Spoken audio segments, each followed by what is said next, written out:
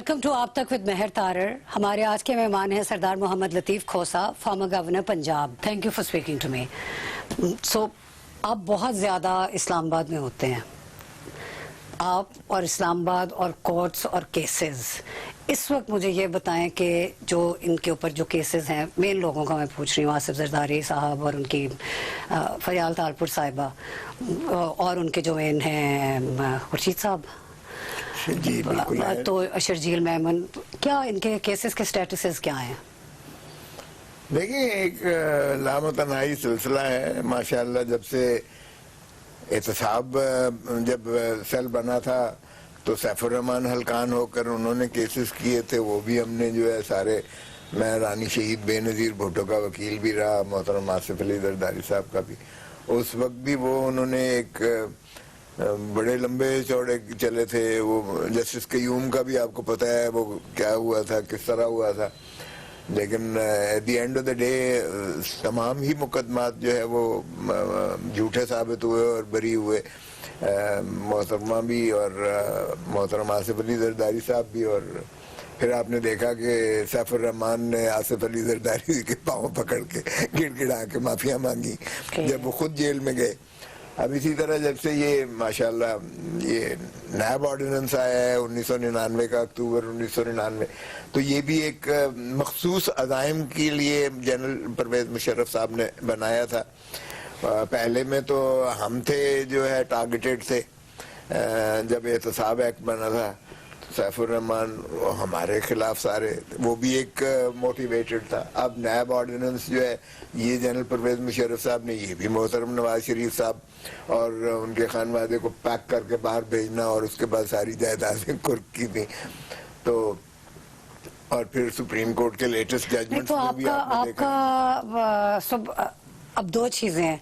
Is it lack of evidence कि कभी prove नहीं हो सका कि आप लोग सारे के सारे हर उस चीज से इनोसेंट हैं जो इन पे आज तक इल्जामात लगे हैं पीपीपी के लीडर्स पे? ये अजीब, हमारे मुल्क की एक रीत भी अजीब सी है कि ये जो रमूज़ हुक्मरानी है इसमें लामहला बहुत सारे लोगों को नाराज करते हैं। और हमारे यहाँ ऑपोजिशन जो है वो रोज़े अव्वल से ही शुरू हो जाती है। माशाल्लाह मैं ना मानू की रट लगाते हैं, बजाय इसके के कंस्ट्रक्टिव पॉजिटिव किस्म की कंट्रीब्यूशन करें और बिल्कुल तनकीद करें, बिल्कुल करें, जो अवामी मसाइल हैं उन पर करें, मगर हम ज़ातियात पर चले आ रहे हैं। वैसे एक बात बताऊं, बड़ी मज़े की बात यह है कि हम अमेरिका से कोई अच्छी बात तो ना सीख सके, लेकिन पाकिस्तानाइजेशन ऑफ अमेरिका हमने जरूर कर जो इलेक्शन में देखा गया है, ट्रंप और जो बाइडेन की जो आपने तकारीर सुनी, एक दूसरे को चोर चोर गाली जो दी है, और इसी तरह नताइज मैं ना मानूं जो है, जब तक वोट को इज्जत दो तो फिर है वो। तो एग्जैक्ट आप रेप्लिका देखें जो अमेरिका में आपका। बिकॉज इट्स वेरी इंटरेस्टिंग कि आप एक बड़े यूनिक पॉलिटिशियन हैं, क्योंकि आप सियासतदान आई थिंक बने हैं अपने लॉयर होने की वजह से। शुरू से आप इन लोगों को उनकी स्टिकी सिचुएशंस में से निकालते आ रहे हैं। डिड यू एवर थिंक के गिल्टी हैं और इनको बचा रहा हूँ, या कोई पीपल्स पार्टी से लगाव था? ये कहानी क्या है? नहीं, कहानी असल में तो ये है कि स्टूडेंट लाइफ से मैं यूनिवर्सिटी लॉ कॉलेज का प्रेसिडेंट भी था। 1965 पंजाब यूनिवर्सिटी लॉ कॉलेज का प्रेसिडेंट था और इलेक्टेड था और हाईएस्ट नंबर ऑफ वोट्स थे। भुट्टो साहब उस वक्त तो है, तो एक आइडियलिज्म होती है आपको स्टूडेंट लाइफ में। भुट्टो मेस्मराइज करते थे। और सच्ची बात यह है कि उस वक्त से जो भुट्टो के आप शैदाई हुए हो, आज तक वो निकली नहीं है बात। भुट्टो से एसोसिएशन थी हमेशा से। एब्सोल्युटली भुट्टो साहब से चली है और वो आज तक मुतज़लज़ल नहीं हुई है, बिल्कुल। और फिर जाहिर है कि वकालत में हमारे ऊपर, चूंकि हम एक पहले शुरू दिन ही से था रूल ऑफ लॉ का, जो है आप लॉ में पढ़ते हो तो आप यकीनन रूल ऑफ लॉ के दाई होते हो। फिर हमारे पेशे का तकाजा भी ये है कि हम कोई जो गैर आईनी गैर कानूनी चीज़ है उसके खिलाफ हम जो है मुतहर्रिक हो, फ़आल होकर हम प्रोटेस्ट करें। ये हमारे ओथ में, पेशे का एक लीगल प्रैक्टिशनर्स में कोड ऑफ कॉन्डक्ट में है। और उसी अंदाज से हमने अयूब खान के खिलाफ भी किया था हमने उसके बाद मेरे ऊपर पर्चे हुए स्टूडेंट लाइफ में ही, वो हमारे हॉस्टल बंद करवा दिए गए। काला बाग भी तो माशाल्लाह को कम नहीं थे, वो गवर्नर थे। तो वो उस वक्त से हमारी जो है एक किस्म की पॉलिटिकल ट्रेनिंग चलती आ रही थी। और साथ भुट्टो के वो idealism. So it would be unfair to say जो आपके ऊपर सबसे कॉमन एलिगेशन है कि जी उनके मुफ्त केसेस करते थे और उन केसेस की वजह से आखिरकार वो सेनेटर बन गए and the rest of. So you saying कि आपका बड़ा पुरानी शुरू से एसोसिएशन है और उस एसोसिएशन की वजह से you took up the cases. और एब्सोल्युटली, मैं वाइस प्रेसिडेंट था जब मैंने वकालत शुरू की तो डेरा गाजी खान में मैं पीपल्स पार्टी का वाइस प्रेसिडेंट था।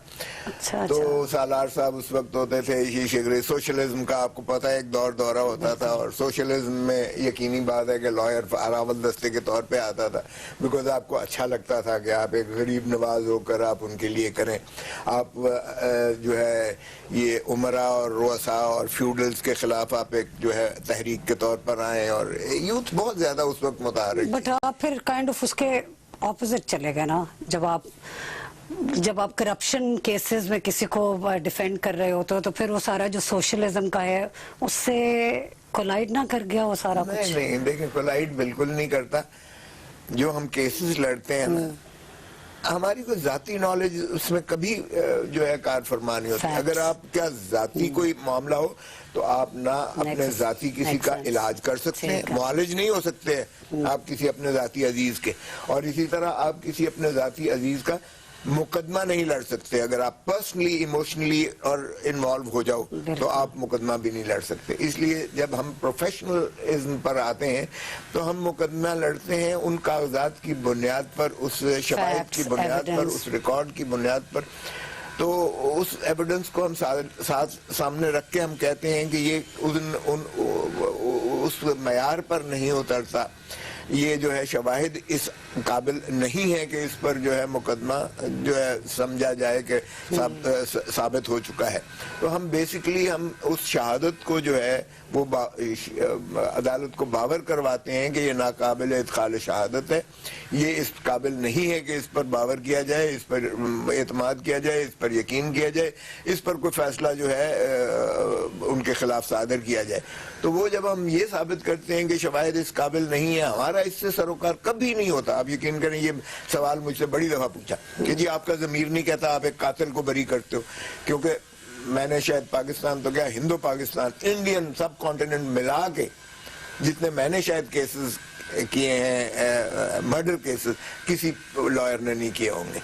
तो कई दफा मुझसे ये सवाल करते हैं, मैंने कहा यार I am not I witness, मैं कोई शवाहिद नहीं, और आइन के मुताबिक मैं किसी केस का इनकार नहीं कर सकता। और साहिल की उसकी ये बुनियादी हकूक में शामिल है कि वो अपनी मर्जी का वकील रखे, और इसीलिए हम जो है सिर्फ उस शवाहिद की बुनियाद पर हम साबित करते हैं कि ये गुनाहगार नहीं है, सबूत नहीं है। और लेते, बिल्कुल आपने सही कहा, लेते हम इस बावर से हैं कि he is innocent until proven guilty. So the proof has to be by the state, by the prosecution. वो डिफेंस या मुल्जिम के ऊपर नहीं होता है बारे सबूत। बारे सबूत सारा का सारा रियासत पर और इस तरह से पर होता है। और we'll take a short break.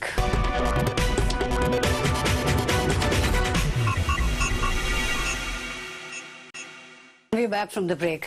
मुझे ये बताएं, क्योंकि वो सोशलिज्म और फ्यूडल्स के खिलाफ उठना है और नाइंसाफी के लिए, and then as I said, क्योंकि मैं इसलिए आपसे ये सवाल पूछ रही हूँ क्योंकि आपका पीपीपी के आप you not a conventional politician, आपका कोई आप जाके कोई इलेक्शन नहीं कभी लड़े। वैसे तो खैर बार के तो बहुत लड़े, मुल्तान के बार के आप पहले प्रेसिडेंट थे और 3 दफा थे सारा कुछ, और पाकिस्तान बार काउंसिल में भी रहे हैं, और क्या कोई एग्जीक्यूटिव काउंसिल, और पता नहीं वो कौन सा ट्रिब्यूनल था, हाँ वो था कौन सा, अटॉर्नी जनरल तो ऑफ कोर्स थे, chairman executive committee, appeals committee, members tribunal.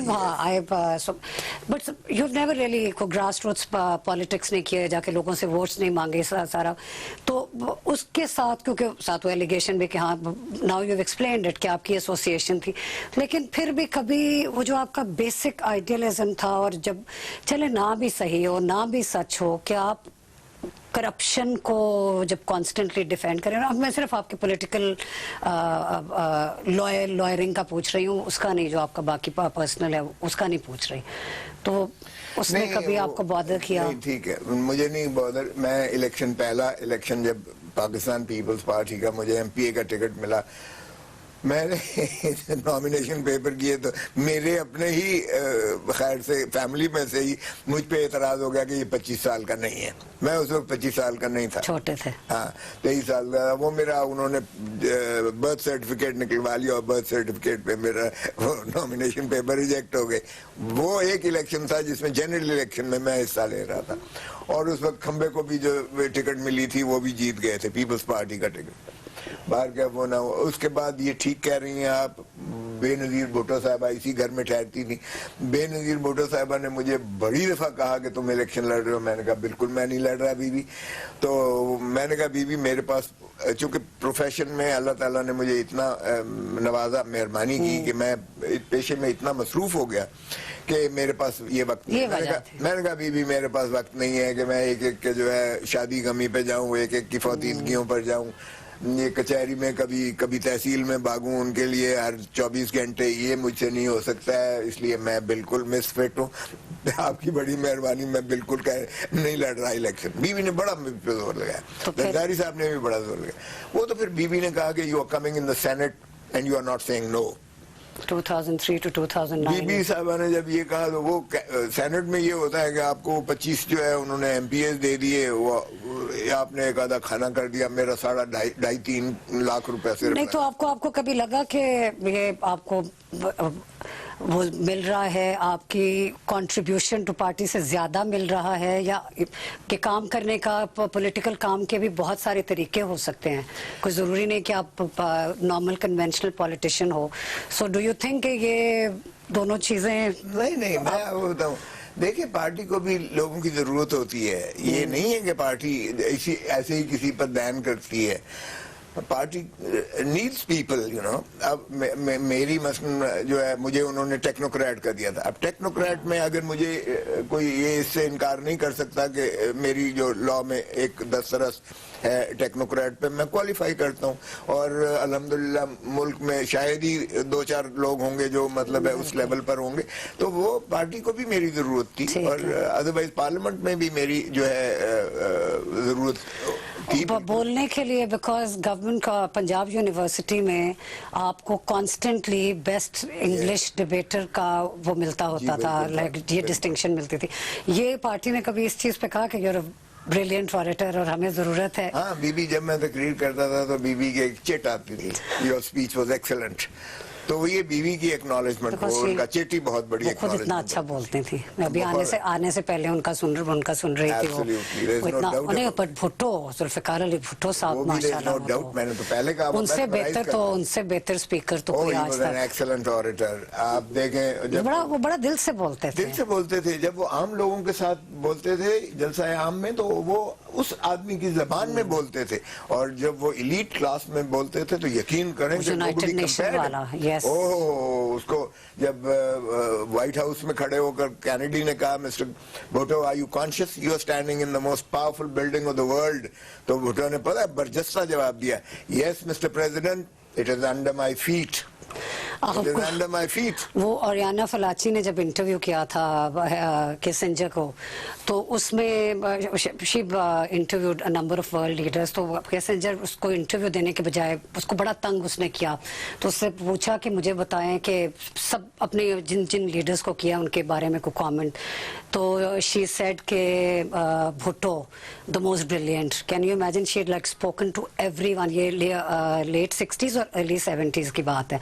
And then she went on to, तो बड़ा फैसिनेटेड हुआ इस बात से किसिंजर, क्योंकि ना किसी की तारीफ करता था। Okay, I am of the topic, क्योंकि भुट्टो नेम्स जुल्फिकार अली भुट्टो। अच्छा, अच्छा ओके, ये हो गया, सेनेट वाला हो गया, फिर आप गवर्नर बन गए। वो तो बड़े अनफॉर्चुनेट ओकेजन पे आप जो सर्कमस्टांसेस थे, सलमान तासीर साहब की असैसिनेशन के बाद जनवरी में जो बिकेम द गवर्नर, उस वक्त मुस्लिम लीग की गवर्नमेंट थी। सो ये normally mostly like how did that work? उन्होंने आप लोगों का कोई बहुत अच्छा इक्वेशन तो नहीं था। एक बात If आपको reports are to be बताऊं, believed. ये भी एक गलत फहमी है या अच्छा? आपकी मैं गलत फहमी निकाल दूं। हाँ I had been designated as the governor in December. मुझे जरदारी साहब ने कहा कि I want you as the governor Punjab. उस वक्त सलमान तासीर यहाँ गवर्नर थे। हाँ तो सलमान तासीर साहब को बता दिया गया कि खोसर साहब को हम गवर्नर ला रहे हैं। तो सलमान तासीर साहब जो है अलविदा कहने के लिए या जिस तरह अलविदाई होती है, ये इस्लामाबाद गए हुए थे, उस अलविदाई अपने टूर पर दोस्तों से मिलना जुलना वगैरह। He was being taken to the centre में इनको कोई जो है पार्टी देना चाह रही थी सलमान तासीर साहब को। मुझे पहले ही कह दिया गया था कि you are going. So it's not that you replaced him. No I didn't replace him. लेकिन फिर ये हुआ कि उनकी जो है असैसिनेशन से वो थोड़ा सा डिले हो गया मेरी अपॉइंटमेंट जो है। 4 जनवरी को हुआ था, जनवरी में आप बन गए थे। 11 जनवरी को फिर मैंने टेक ओवर किया एज गवर्नर। इट वाज 11 इसलिए भी मुझे याद है क्योंकि 11 जनवरी 2011 यानी 11 वो था। तो मैं इसलिए मैंने कहा ये आपको बता दूं कि I was not made governor after his assassination. I had already been made the governor before his assassination, but it was delayed. Naturally आप ऐलान तो नहीं ना करते, कोई ढोल तो नहीं पीटते हो, खैर इसलिए डिले हुआ। ये दूसरी बात आपकी ये है कि मैं आपको बताऊं, मैंने ये आते ही मैंने जो है मैं जाती उम्रा भी गया और मोहतरम नवाज शरीफ साहब से और शहबाज शरीफ चीफ मिनिस्टर थे, वहाँ मुलाकात हुई।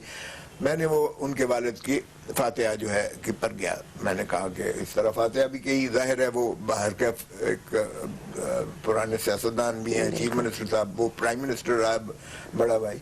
तो मैंने कहा कि फिर मैंने उन्हें वहाँ कहा, मैंने कहा देखिए इस नफरतों से कभी सियासत नहीं होती है। बीवी ने आपके साथ ऑलरेडी जो है मिसाक जमहूरियत कर लिया था। हम चाहते हैं कि हम उन्हीं नॉर्म्स को दोबारा रिवाइव करें। आप बेशक कंस्ट्रक्टिव ऑपोजिशन कीजिएगा, हम भी कंस्ट्रक्टिव ऑपोजिशन करेंगे, but let's give space to each other. और सो एक जो है हम रेड लाइन को क्रॉस ना करें। मैंने कहा so long as you don't cross the red line, I am for you. और दूसरी बात ये है, मैंने कहा चीफ मिनिस्टर भी बैठे हुए थे शहबाज शरीफ साहब, मैंने कहा you will get let's coordinatedly run the affairs of the province. Federation में तो खैर चले आप हमें छोड़ गए, लेकिन प्रोविंस में अभी हम आपके एलाइज हैं। उस वक्त राजा रियाज सीनियर मिनिस्टर होते। तो मैंने कहा कि हम इस कोऑर्डिनेशन में मिलके करते हैं। 12 करोड़ पंजाब की आवाम है, इनकी खिदमत करते हैं। आपको लेजिस्लेशन में मेरी होते हुए आपको शायद लॉ मिनिस्टर से भी इतनी वो न मिल सके। वो I detect a but after the इस सारी के बाद, which we will come to after a short break.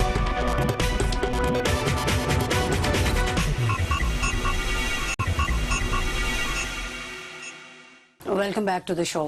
So ये बस ब्रीफली बता दें कि अच्छा हुआ या कि हालात ठीक रहे या नहीं ठीक रहे। ये हमारा हनीमून पीरियड थोड़ा अरसा चला, तो उसके बाद ज्यादा नहीं चला, उसके बाद नहीं चल सका ज्यादा, और उसके बाद तो फिर जाहिर है कि आपका उनकी वो आगे गवर्नमेंट और सारा मूविंग टू 2016 आपने इनके बारे में काफी ज्यादा बातें की। Because when you look at a case, तो आप पॉलिटिशियन से पहले लॉयर भी तो है ना, क्योंकि आपने नवाज शरीफ के बारे में कहा कि इफ डेविड कैमरॉन रिजाइन कर सकते हैं तो ये नवाज शरीफ क्यों नहीं कर सकते। कि आपके वर्ड से कि ये जितनी ये प्रिटेंड कर लें, जितनी बातें कर लें, इनके अंदर डेमोक्रेटिक वैल्यूज हैं ही नहीं। इनको एक बादशाहत का शौक है। ये मैं असल में ट्रांसलेशन कर रही हूँ क्योंकि मैंने आपके अंग्रेजी में जुमले पढ़े थे। सो I'm just going to read it. His style has always been monarch हैं, he follows Zia's footsteps and he has nothing to do with democracy. तो उसके बाद आपने कहा कि जो facts हैं उसे ये पता चलता है कि इन्होंने ये पैनामा पेपर्स के बाद हुआ था कि इन्होंने मनी लॉन्ड्रिंग की, they looted money, they took it abroad, और उसके बाद इन्होंने पाकिस्तान को एक ह्यूज डेट पे छोड़ दिया। और नवाज शरीफ इस सारे के सारे बेशक जिसका भी उसमें नाम था, he was the architect. तो और उसके बाद coming back to 2020 आप लोगों ने उनके साथ वो कर ली है, एयरलाइंस बना लिया। देखिए, I'm not embarrassed मैंने बिल्कुल ये बातें कही। हाँ, of course. ऑपोजिशन में बिल्कुल ऐसा ही ऐसा ही होता होता है जब वो हमारे पेट में खंजर मार के और पता नहीं क्या क्या निकाल देंगे और गर्दन में उन्होंने जो तो है एक्चुअली आप- किया भी है। गर्दन में आपके रस्सा डाल के आपको किसी सीट के चौकों पर लटकाएंगे। अगर देखिए वो ऐसी बातें करते हैं तो फिर जवाब है हाँ, गजल तो होगा। बाकी रहा ये है कि ठीक है, पनामा कोई हमने नहीं किया था, Panama was by international investigators, जो सारी दुनिया के शायद उसमें लोग थे। यकीनन हम भी चाहते थे कि उसमें जो है आइए, इसमें इन्वेस्टिगेट कीजिएगा, ट्रायल कीजिएगा, दूध का दूध पानी का पानी आना चाहिए। बिल्कुल। ऑपोजिशन के हाथ में एक चीज चाहिए होती है, हमारे हाथ में वो लग गई, हमने वो जाहिर है उसको एक्सप्लॉइट किया और जेन्युइनली एक्सप्लॉइट किया। लीगली भी आप ठीक कह रही हैं, मैंने वो सारा पढ़ा था, उसका जो है थ्रेडबेयर मैंने पढ़ा था। अब इसमें जो है वो लीगल उस जुडिशियल स्टैंडर्ड्स के टच स्टोन पर आप उसको साबित करते हो नहीं करते हो वो एक और मसला है और बात है, वो हमारी डोमेन नहीं होती है। लेकिन जब ऑपोजिशन के हाथ में तो इतनी आपने बड़ी चीज ऑब्वियसली आए, पढ़ के, हाँ, और आपने क्योंकि यू सेड दिस, आपने कहा कि ये अब 2018 की बात है, फरवरी की, आपने कहा कि नवाज शरीफ, मरियम नवाज, कैप्टन सफदर एक महीने में जेल में चले जाएंगे और इसहाक डार और उसके दोनों बेटों को एब्सेंशिया में, उनके दोनों बेटों को अब ये मेरे खाते में न डाले, ये किया जाए, प्रेडिक्शन नहीं की, ये मैंने अपने लीगल एक्सपीरियंस आपका लीगल, हाँ बिल्कुल, आपने कोई वो फिर आपने नवंबर 2017 में कहा कि नवाज शरीफ ने पूरे मुल्क को परेशान कर दिया है, नवाज शरीफ ने मुल्क को तबाह कर दिया है, पूरे मुल्क को, मुल्क में ये तबाही फैला दी है। इनकी पूरी जो गवर्नमेंट है वो किसके ऊपर इनके डिक्टेट्स के ऊपर चलती है और नवाज शरीफ की वजह से पूरा मुल्क बहुत सफर कर रहा है। Again, fast forward to 2020, you people are saying the same thing about Imran Khan, barring वो उनके ऊपर करप्शन चार्जेस नहीं है, लेकिन आप बदकिस्मती है, तारीख बार बार अपने आप को दोहराती चली आ रही है। देखें, हमने द हार्ड वे हमने सीखा, हमने जब मीसा के जमहूरियत किया, ऑनेस्टली आप यकीन कीजिएगा जरदारी साहब के 5 साल जब हमारी हुकूमत पीपल्स पार्टी की थी, हमने एक पॉलिटिकल प्रिजनर नहीं था, एक हमने सियासी झूठा मुकदमा नहीं, हमने नहीं किया, हमने नहीं किया। हमने उन नॉर्म्स पर, हमने 5 साल के बाद पुरअमन तरीके से एक इंतकाल इक़्तिदार किया, हम दूसरे सौंप के हम वापस चले गए और हमने, बल्कि यहाँ जरदारी साहब ने और कई पार्टी के लोगों ने बशमूल मेरे शायद महसूस भी किया कि जरदारी साहब ये क्या कर रहे हैं। उन्होंने नवाज शरीफ को जब इंतकाल इक़्तिदार किया तो उन्होंने कहा कि बिलावल और मरियम और हमारे आगे आइंदा नस्लें आगे चलेंगी, इस तरह जो है अफाहम व तफहीम से करेंगे, अब हम 5 साल बाद सियासत करेंगे, आप 5 साल हुकूमत कीजिएगा। ये बात हमने इंतकाल इक़्तिदार पे की, हम उसी मिसाक जमहूरियत पर चले। लेकिन बाद में जब उन्होंने माशाल्लाह हुकूमत, क्योंकि ये सारे केसेस मोस्टली जितने केसेस इन पे हैं ये सारे नवाज शरीफ साहब वगैरह की गवर्नमेंट से शुरू हुए हैं ना, जितने यही मैं अर्ज कर रहा हूँ, मगर अनफॉर्चुनेटली मगर अब फिर उनको एहसास हो गया कि ये गलत बात है। अगर हम इस तरह से एक दूसरे के ऊपर जो है मुतहारिब होकर और नफरतों की सियासत करते रहेंगे तो मुल्क का नुकसान होगा। लेकिन ये तो उनका सर्वाइवल है ना, सर्वाइवल टैक्टिक है उनका। नाउ यू सी, अब जो कुछ हो रहा है हम सारों ने महसूस किया। देखिए, हमारी अलग-अलग पार्टियां हैं, हम गिलगित बल्तिस्तान में एक दूसरे के खिलाफ इलेक्शन लड़ रहे हैं और यहाँ भी शायद हम अपने अपने मैनिफेस्टो पे इलेक्शन लड़ेंगे, लेकिन हम यकीनन हम एक चीज पर मुत्तफिक हैं कि मोहतरम इमरान खान साहब जो है ये तबाही के दहाने पर मुल्क को ला के खड़ा कर दिया है इन्होंने। इतनी बदहाली, इतने कर्जा जो है दोनों जमातों ने मिलके भी कभी नहीं लिया था, इतनी बदहाली, इतनी महंगाई, इतनी बेरोजगारी, इतनी अफरात ज़र, इतना जो है आप देखें कि गंदम का नापैद होना इस मुल्क में, चीनी का नापैद होना इस मुल्क में, तेल का इतना महंगा होना, बिजली के बिल्स आप सांस नहीं ले सकते, आप यकीन कीजिएगा गरीब आदमी का ये आलम हो गया है। इसलिए ऐसी सूरत में अगर हम आवाम की तर्जमानी नहीं करते और हम ये नहीं कहते कि ये अब इनका मजीद रहना पाकिस्तान के लिए पाकिस्तान को तबाह कर देगा, तो इसलिए बट दैट्स द थिंग कि ये वो आपके बारे में कहते हैं, आप उनके बारे में कहते हैं और अब आप लोग मिल के इमरान खान की गवर्नमेंट के पीछे आपको बताएं, हम अमेरिका से तो कोई चीज अच्छी चीज नहीं सीख सके, लेकिन अमेरिका को हमने पाकिस्तानाइजेशन ऑफ अमेरिका कर दिया है। हमने अगर इन दोनों सदूर की जो तकारीर सुने जो उम्मीदवार थे, तो इन्होंने एग्जैक्ट वही चोर चोर डाकू, उसने उसको चोर डाकू कहा, उसने उसको चोर डाकू कहा, जो यहाँ हो रहा है। और इलेक्शन भी वो कहता है, ट्रंप कहता है कि अगर मैं नहीं जीतूंगा तो मेरे मानने नहीं। ये एग्जैक्ट ये इमरान खान से सीखा है। आप लोगों की पार्टी में और नवाज शरीफ की पार्टी में फर्क है कि आप एक वाकई डेमोक्रेटिक पार्टी है। आपके ऊपर जितने भी इल्जाम आते हैं, कोई आपको ये नहीं कह सकता कि जी आपको एस्टेब्लिशमेंट आगे लेकर आई है। अभी भी मैंने ये ऑब्जर्व किया कि किसी जितने केसेस हुए हैं ना, वो जुडिशरी को गालियां दे रहे होते हैं, ना वो एस्टेब्लिशमेंट को पे कमेंट्री कर रहे होते हैं।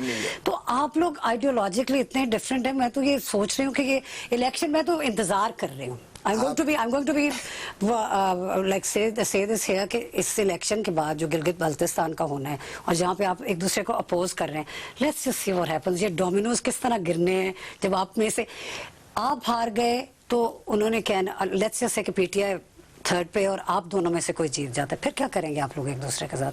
कहेंगे कि रिगिंग हुई है, इलेक्शन इंजीनियर था।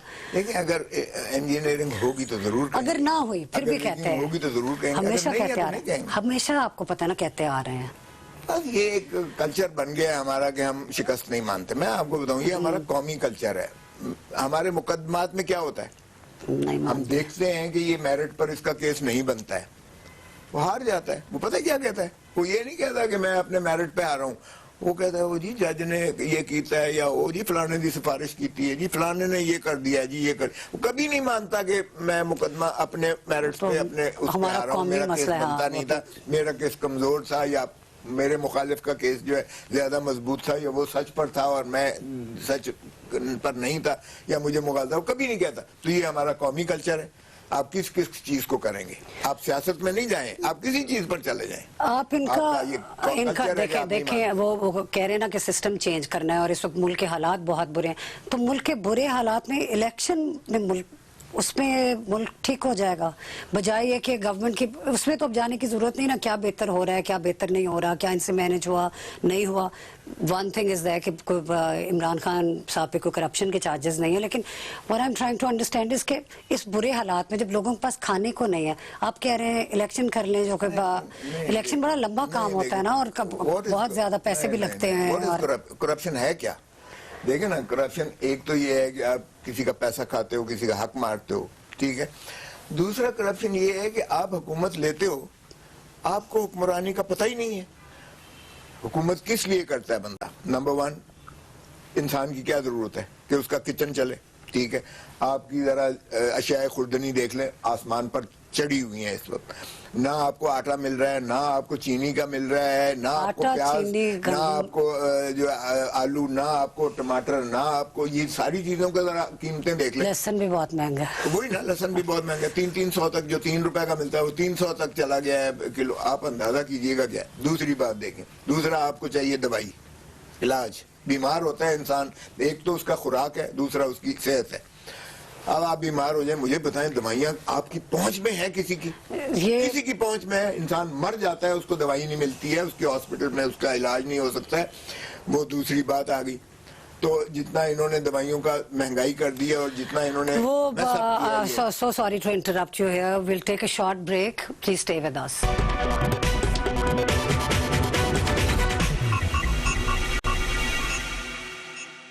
And we're back from the break. मैंने ये ज़रूर आपसे पूछना था क्योंकि मेरी खुद वो बहुत पसंदीदा हस्ती हैं मोहतरमा बेनज़ीर भुट्टो साहिबा। उन्होंने 1999 के coup के बाद में ये कहा था कि ये तो अंग्रेजी में मुझे पढ़ना पड़ेगा क्योंकि उन्होंने कहा था कि coups take place against democratic leaders. Here a coup has taken place against an unpopular despot who was hounding the press, the judiciary, the opposition, the foreign investors.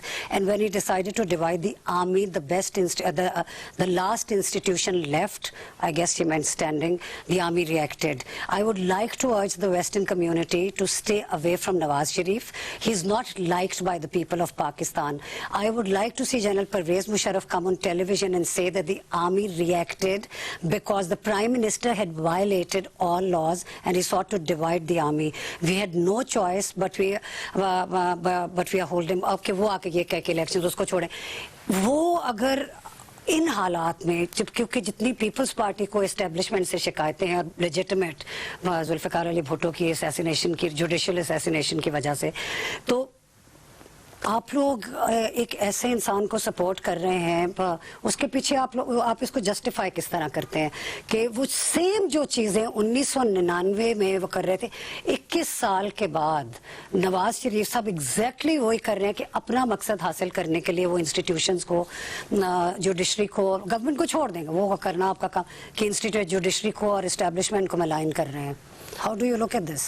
देखें, कौन बात कर रहा है वो इतनी अहमियत नहीं रखती है, क्या बात वो कर रहा है, क्या वो कह रहा है, उसकी अहमियत है।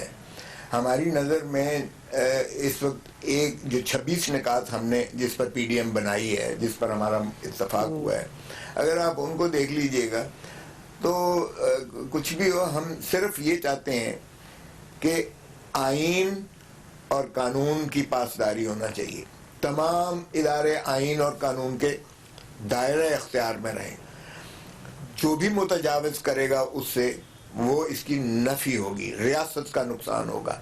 हम बुनियादी तौर पर इस नुक्ते पर इकट्ठे हैं। अगर वोट को इज्जत दो वाली बात है तो ये अवाम को मुक्तदिर करना है, और अवाम को मुक्तदिर आइन ने किया हुआ है। अगर आर्टिकल 7 देखें आप, रियासत की तारीफ देखें तो रियासत में वो इदारे जो है, एक पार्लियामेंट है, सूबाई असम्बली है और डिस्ट्रिक्ट गवर्नमेंट है, इन्हीं से मुतरश्शे होती हैं डिस्ट्रिक्ट गवर्नमेंट, सूबाई हुकूमत और मरकजी हुकूमत, ये है। वहाँ कोई और इदारा नहीं है, माफ कीजिएगा, रियासत की तारीफ में कोई और इदारा नहीं है, ना फौज है ना कोई और इदारा है उसमें जो रियासत हो। हमने बदकिस्मती से हुकूमत को रियासत के साथ मुमासलत कर दी है।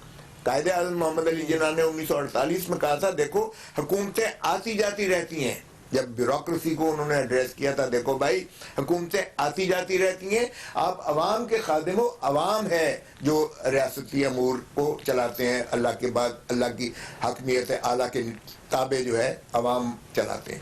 हमारा सिर्फ ये मकसद है कि आइए फिर उसको, अगर मोहतरम इमरान खान, इनको ट्रस्ट कैसे करते हैं आप, इनके बैकग्राउंड की वजह से? सितंबर में उनको क्यों ख्याल आया कि जजेस भी, बिकॉज द थिंग इज, अगर वो जजेस को भी ट्रस्ट नहीं करते, एस्टेब्लिशमेंट को भी ट्रस्ट नहीं करते, गवर्नमेंट को तो करते नहीं, इंसाफ मांग किससे रहे हैं वो? देखिए अभी ये जो थोड़ी सी इसमें देखिए, आप लोग बहुत डिफरेंट है पार्टीज, इसमें कोई शायबा नहीं है, बिल्कुल हमारे हैयत भी डिफरेंट है, हमारे तजर्बात भी, जो आप तर्जमानी कर रही हैं, शायद बहुत सारे लोगों का ये तजर्बा है कि how do we trust them.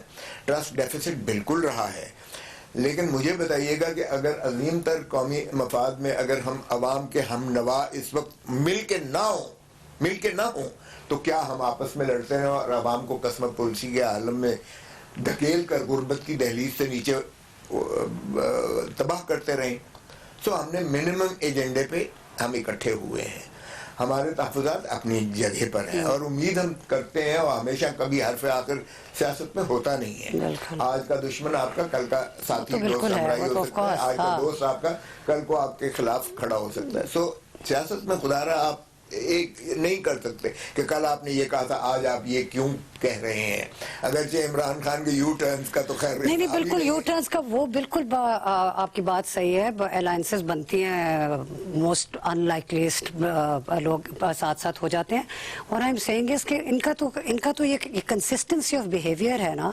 अब आप इनके साथ मिलके वो सिस्टम चेंज करना चाहते हैं जिसको बनाने में इनके बहुत ज्यादा मरकजी किरदार अदा किया है नवाज शरीफ साहब ने। मुझे बताएं, do we have a choice? Number, कभी तो आपको जो है सिस्टम चेंज करना है, कभी तो आपको करना पड़ेगा। देखें ये डिफाइनिंग मोमेंट है, क्या हम हमेशा किसी और इदारे की, चाहे वो अदलिया हो, चाहे वो अफवाज पाकिस्तान हो, क्या हम हमेशा किसी न किसी की सबसर्वियंस में ही जो है फ्लेक्स करते रहेंगे, या हम ये डिफाइन करेंगे कि देखिए प्लीज आपका ये रोल है और खुदारा आप इस रोल पर रहिए तो रियासत चलेगी? उससे तो कोई इश्यू नहीं है ना। आप लोगों की तो पीपीपी की तो शुरू से लड़ाई ये है, आप लोगों ने कभी भी आके ये नहीं कहा कि जी हमारे केसेस हैं तो हमने गवर्नमेंट गवर्नमेंट हटा देनी है हमारे के आप, इसीलिए तो मैं कह रही हूँ उनका तो जिस वक्त उनको आपके सबके सामने एज आई मीन टाइम बहुत थोड़ा रह गया, it be a very long debate. मुझे ये बताएं कि डू यू थिंक जो आप लोगों ने सॉरी कहा था एक दूसरे को कि अब हम 5-5 साल एक दूसरे को काम करने देंगे, तो again because you're a PPP person and you are a follower of Zulfikar Ali Bhutto and Benazir Bhutto, तो don't you think ये गवर्नमेंट अपनी एहलियत के बावजूद ये डिजर्व करते हैं कि अपने 5 साल पूरे करें और उसके बाद वोट के जरिए बाहर निकलें? देखिए, अगर तो हम समझें जेन्युइनली कि ये इलेक्टेड हैं और ये खुद चला रहे हैं, अपनी नाअहली चले, नाअहली तो काबिल बर्दाश्त है, लेकिन किसी की डिक्टेशन तो काबिल बर्दाश्त नहीं होती है। मुझे बताइएगा, अगर नैब का चुरी आपने रख के गर्दनों पर और आपने पॉलिटिकल इंजीनियरिंग करनी है और आपने ये नहीं देखना है कि अवाम की तबाही क्या हो रही है, और अवाम के अगर आप हमनवा नहीं होते, हम क्या कह रहे हैं, हम ये नहीं कह रहे हुकूमत हमें दे दो, हम ये भी नहीं कह रहे हैं कि आप जो है कोई फौज आकर इस मुल्क पर मार्शल लॉ लगा दे, कभी नहीं कहेंगे हम। हम कह रहे हैं खुदारा इलेक्शन ही करवा दो भाई, go to the ultimate sovereign, let the people decide for God sake, और फिर इलेक्शन, कोई फायदा नहीं है इलेक्शन, ऐसे इलेक्शन का, जब तक आप इलेक्टोरल रिफॉर्म्स नहीं करवाते, जब तक आप ये जब तक आप ये यकीनी नहीं बनाते कि ये जो वोट ही की बुनियाद पर ये हुकूमत बनी है और वोट ही की बुनियाद पर ये हुकूमत बाहर गई है, जब आप जो है किसी पॉलिटिकल इंजीनियरिंग के जरिए आप हुक्मरान बनाते रहेंगे, आप लीडर बनाते रहेंगे, आप लीडर गिराते रहेंगे, आप हुकूमतें गिराते रहेंगे किसी और तरीके से, बगैर आइन के और कानून की पासदारी करते हुए, तब तक इस मुल्क में नहीं हो सकता ये मुल्क मजबूत। रियासत कभी अपने जो है इज्जत और वक़ार से नहीं। आपके ख्यालात बिल्कुल बहुत अच्छे हैं और हम लोग सारे, हर इंसान इससे एग्री करता है कि सारे इंस्टीट्यूशंस को अपने अपने उसमें रहना चाहिए, डोमेन में रहना चाहिए, बट वही एज आई सेड कि आप लोग एक आइडियोलॉजिकली तो फ़र्क है वो सारा कुछ कि इस वक्त मुल्क के जो हालात हैं, आई डू बिलीव के गवर्नमेंट कॉन्स्टेंटली साथ साथ अनाउंस कर रहे हैं, आज पिछले वीक में भी हुई हैं, इसमें भी हुई हैं, जो वो काम बेहतर करने की कोशिश कर रहे हैं, कीमतों वगैरह का भी। तो आप बजाय ये कि आप कहें कि अच्छा हमारे साथ ये बहुत दफ़ा हुआ है, हमने ये सारा कुछ, तो हम तो सिस्टम को ख़राब नहीं करेंगे, तो बातचीत कर लें आप लोग सारे। आप लोगों ने कभी, हमने तो पहले दिन जरदारी साहब ने कौमी असेंबली में कहा था, आइए मिसाके मईशत करते हैं, मिसाके मईशत करते हैं सारे। देखिए, हम बदकिस्मती से इस हुकूमत ने पार्लियामान को बेतौकीर कर दिया है, पार्लियामान के अंदर कोई फैसले नहीं हो रहे हैं, यही तो अजाब है, मुसीबत है। जब अपोजिशन के साथ हुकूमत मिलकर बैठकर अफ़ाम तफ़हीम के साथ पार्लियामान के अंदर मामलात को हल नहीं करेगी और पार्लियामान से मावरा कहीं और फैसले होंगे, तो फिर हम यही कहेंगे सिलेक्टेड है। और सिलेक्टेड पे गुफ्तगू ख़त्म करते हैं, इंशाल्लाह दोबारा मिलेंगे। ये जब आपका ये PDM अल्लाह करे चल पड़े, चल ना चला, तो I am going to interview you again, और फिर मैंने यही से गुफ्तगू कंटिन्यू करनी है कि आपके नोबल इंटेंशंस के बावजूद बना क्या। Thank you so much for talking to me. See you next week on आप तक विद महर तारर।